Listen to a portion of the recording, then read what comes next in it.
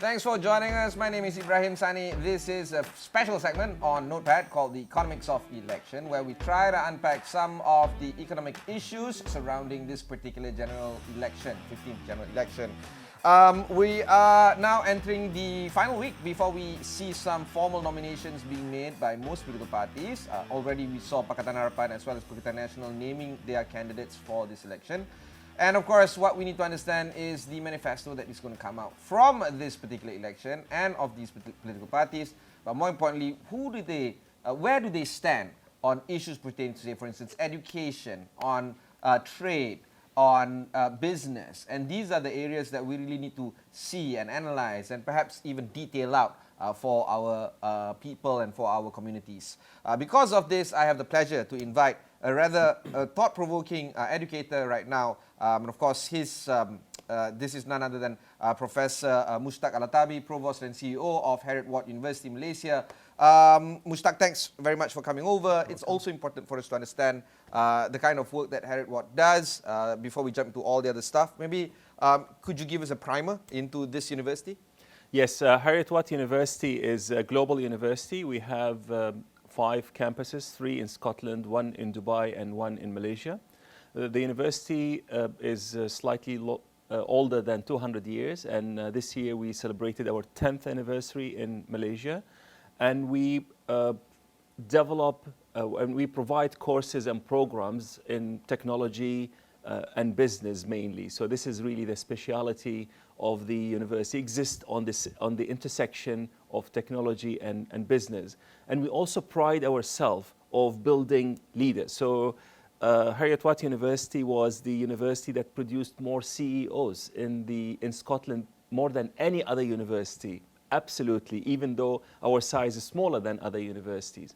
And we actually focus on building purpose-driven leaders. We believe that purpose is a very important part of leadership. And at the same time, we do world-class research in the area of our speciality that is leading to resolving the challenges of our time, including the climate change and the health issues and other things. Of course, what drew my attention was the simultaneous campus education that one can receive from Heriot-Watt. Could you explain more on that?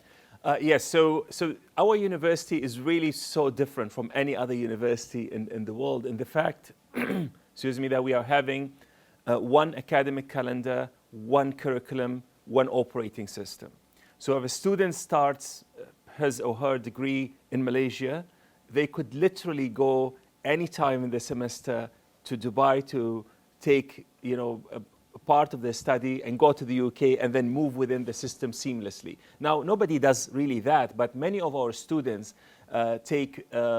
make use of this system or take advantage over it. So they spend a year in Malaysia, sometimes a year or 2 in the UK, and some of them even spend some time in Dubai. And I think that global movement that we provide is so important in building them as global citizens, preparing them for employability and for life.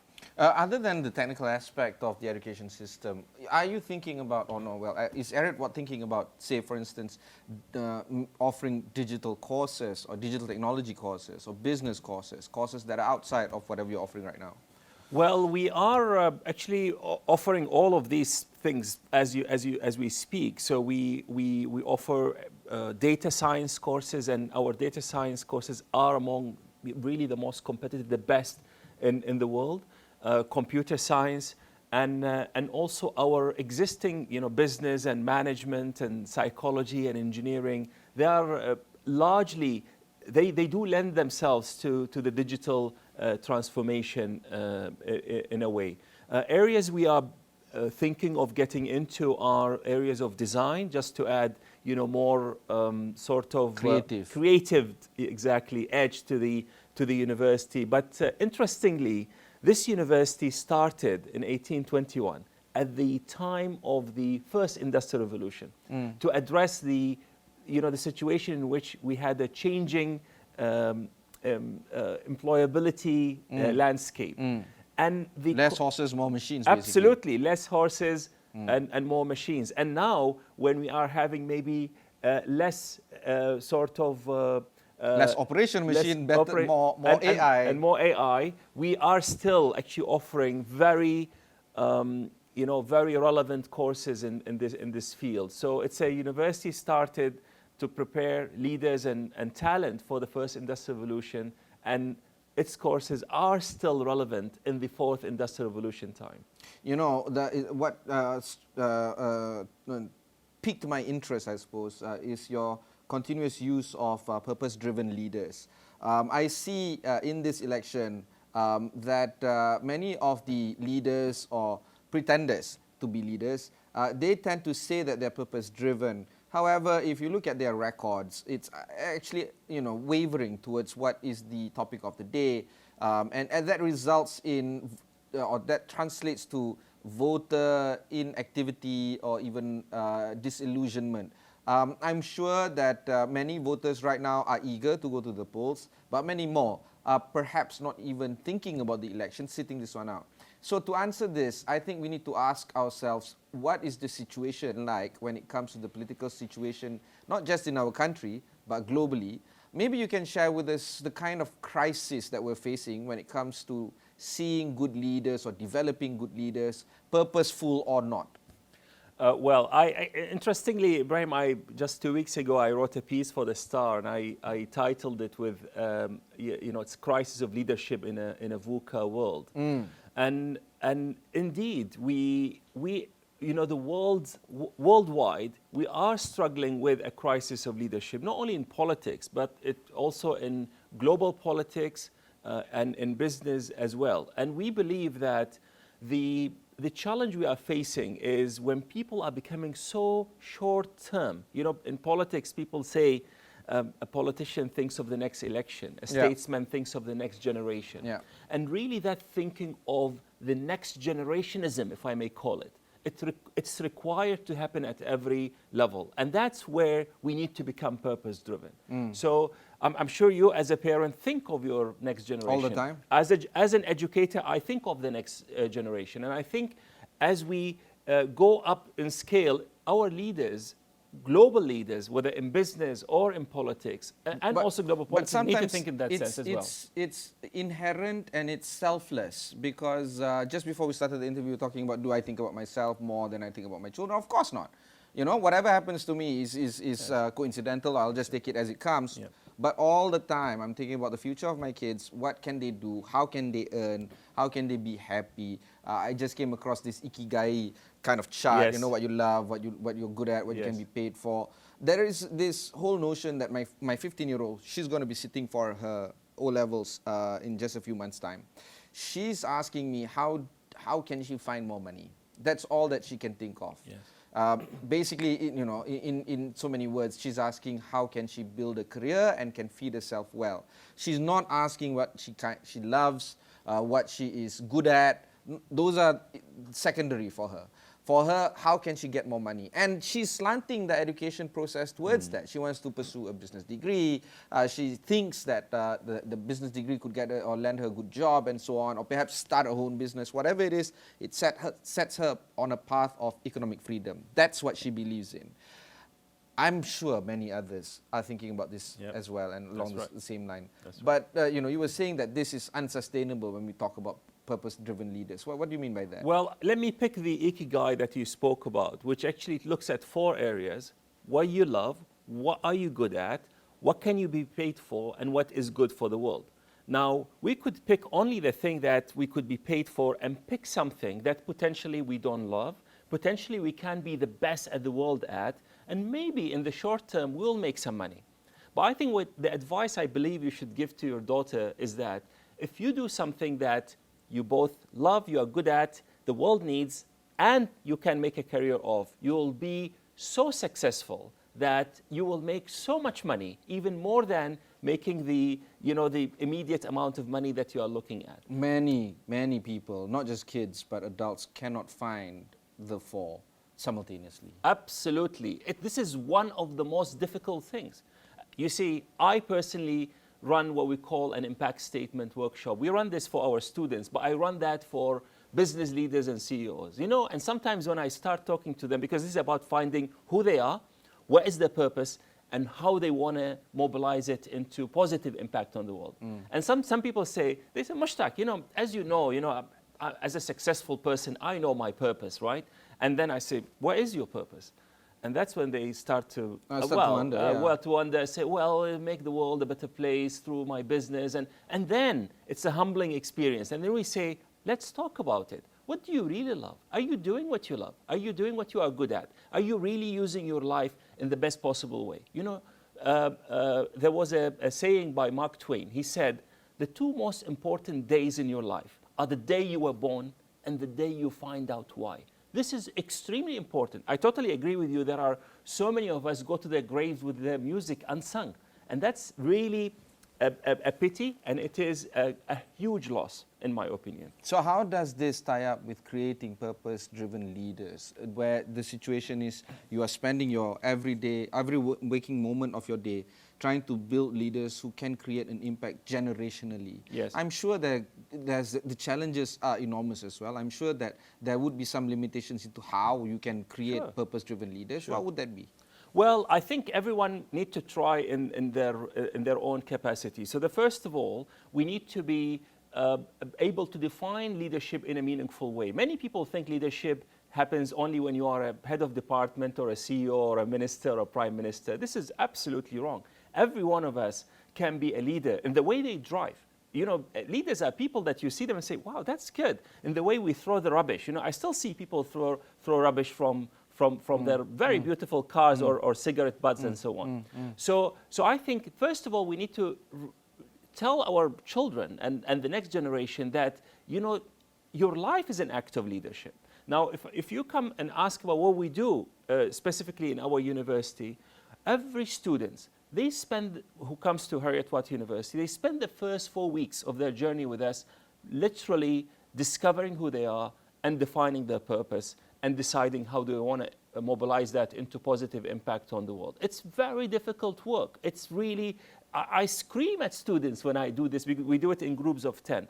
Then in the second semester, every one of our students go into groups and they actually choose NGOs that are aligned with their sense of purpose, and they go and do crowdfunding and they raise money for that. The last batch, they raised around 80,000 ringgit. And this is not only an act of charity, it's an act of building themselves. Many of these students, I ask them after they raised, let's say, 12,000 ringgit for Mercy Malaysia, I say, when you started this, how much money you thought you are going to raise? They say, actually, I no target. Not only, they set a small target, 500 ringgit, and then they beat it and then they go higher. But actually, they had no confidence that they could even convince one person to give them 10 ringgit.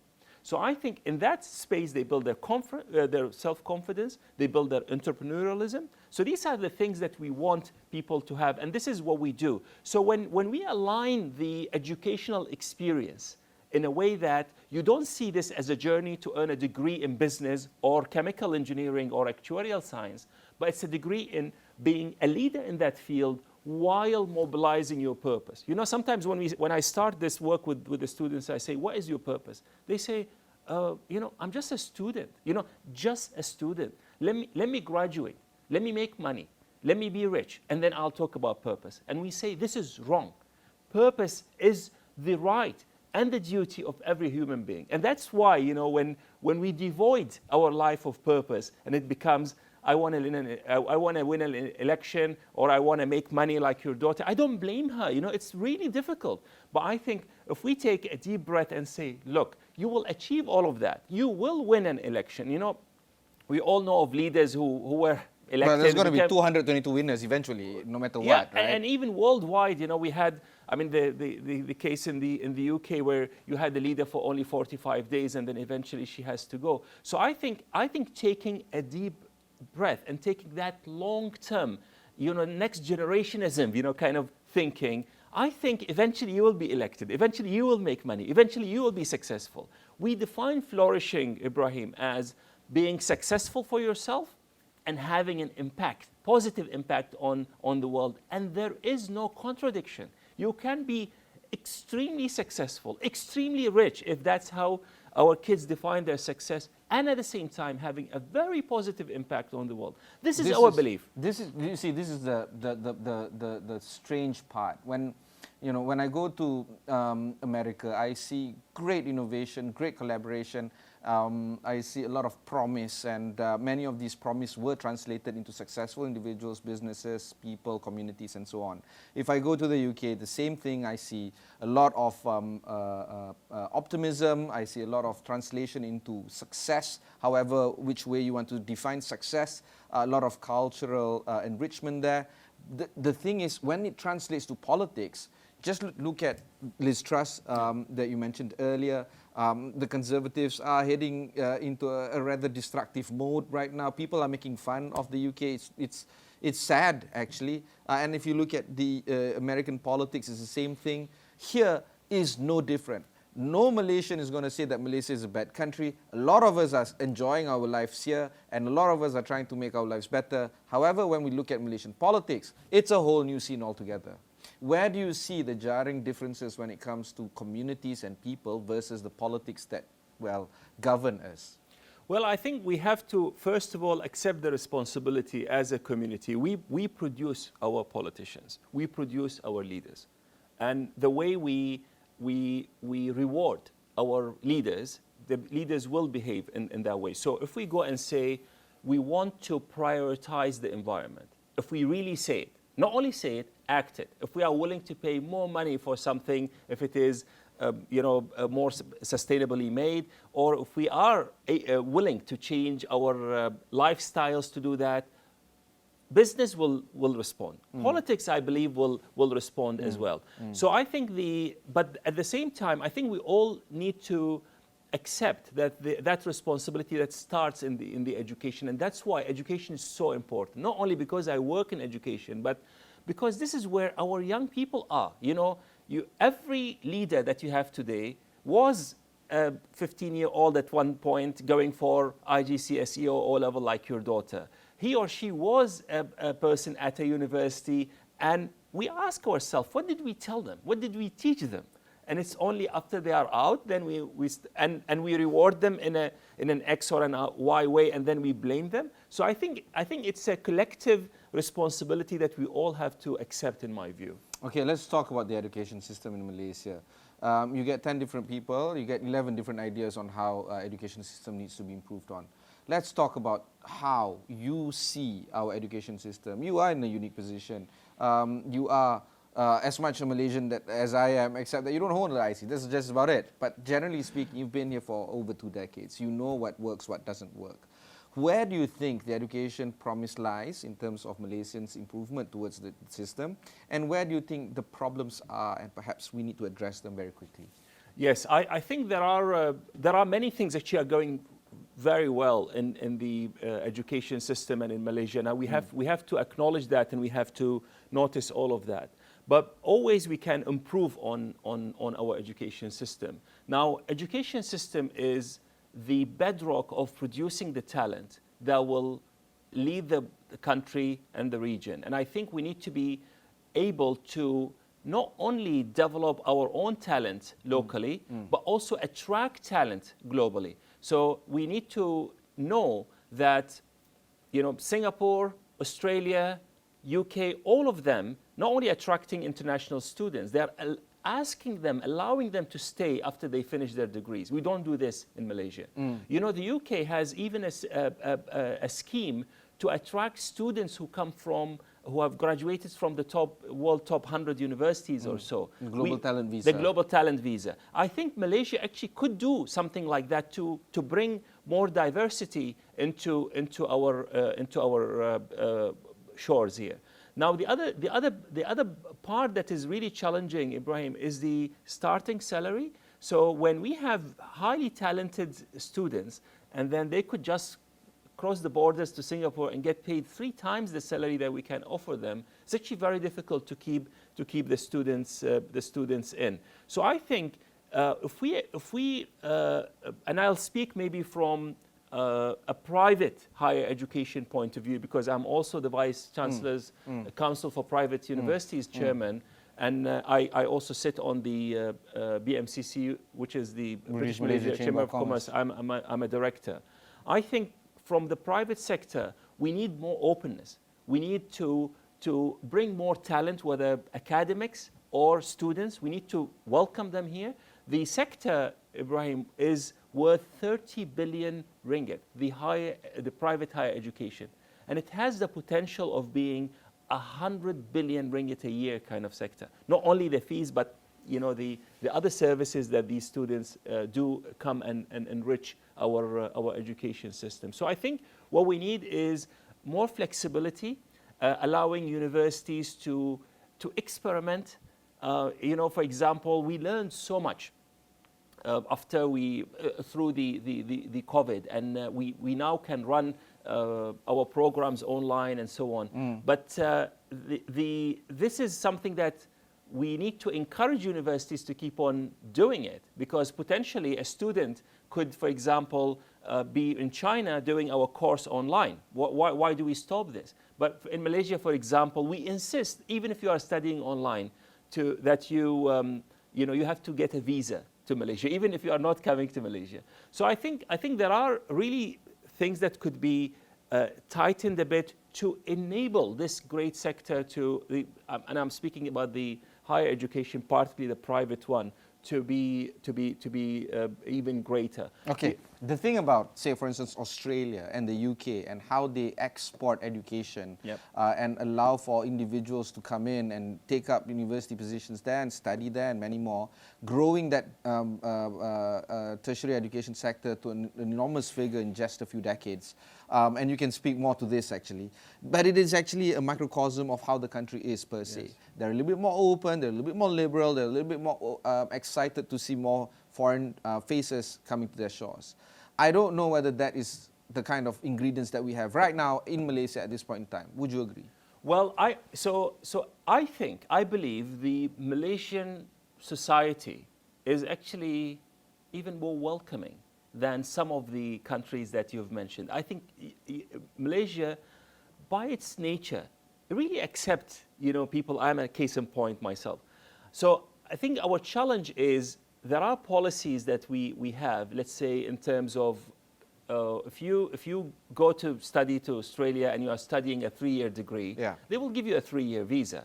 Here we will give the students a 1-year visa, and every year they have to go and make sure that they renew it and so on. And I think this is easily fixable. Now, do I know why the immigration actually do it in that way? Absolutely, because their ultimate goal is protecting the country. But I think there are ways for us to, from a policy point of view, to make the country even more welcoming. And Malaysia has a goal of becoming a hub for higher education in the that has region always and been even the the world. goal, and it has never changed. However, Yes. to translate that, to realize that it's something else. And you see, we have the ingredients. So which other country has 10 international universities? We have 5 British universities, we have 3 Australian universities, we have other universities. Actually, the diversity of our higher education is fascinating.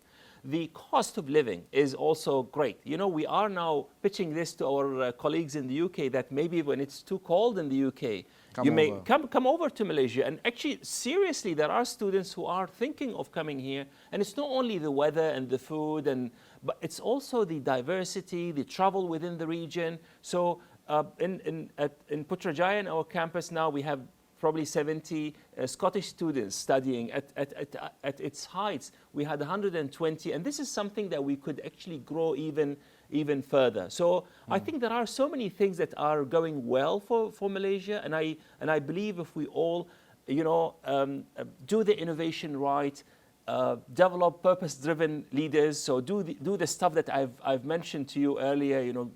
Challenge the students. Get them to get these 4 things.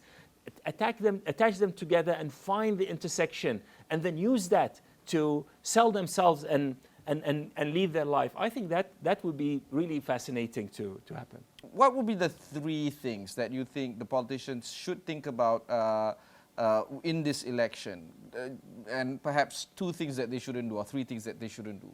Professor?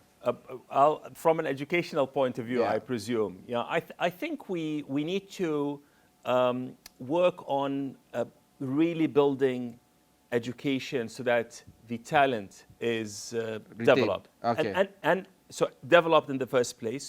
So courses in data science, courses in the areas that we want to lead the world in would be one. Secondly, as you said, we need to find ways to retain the talent. So if the pay is not that great, maybe, I don't know, tax rebate or things to keep people staying here. Thirdly, I believe that the challenges that we are facing and the opportunities to realize would require talents from abroad as well. And Malaysia is quite attractive actually in many ways. So I think we need to develop our own global visa programs to attract these top people into It's the not hard. country. We just copy paste whatever that we see. You are in the absolutely anymore. right. Yes, and we add to that beautiful weather, beautiful food, and welcoming people. So I think we have really a very unique and unique thing. And honestly, generally, I won't say anything about what should they not do. People they know what they should not do. But I think generally ask themselves, what is the purpose? How do I make this country more resilient for the next generation, for your children, for my children? I have three Malaysian boys, so as you said, I'm for as all much Malaysian as I am, as anyone else. And I think really thinking of what do they need and make sure that this is available so that when we are older, all of us, they are able to take care of us. Fantastic. That's a fantastic way to end. Purpose-driven leaders would be some of the key features of Heriot-Watt University. Do check them out. Also, we are continuing our election coverage here on Astro AWANI and on this special segment of ours called the Economics of Election on Notepad. So do stay on with us on the election channel. My name is Ibrahim Sani. Catch you in the next one.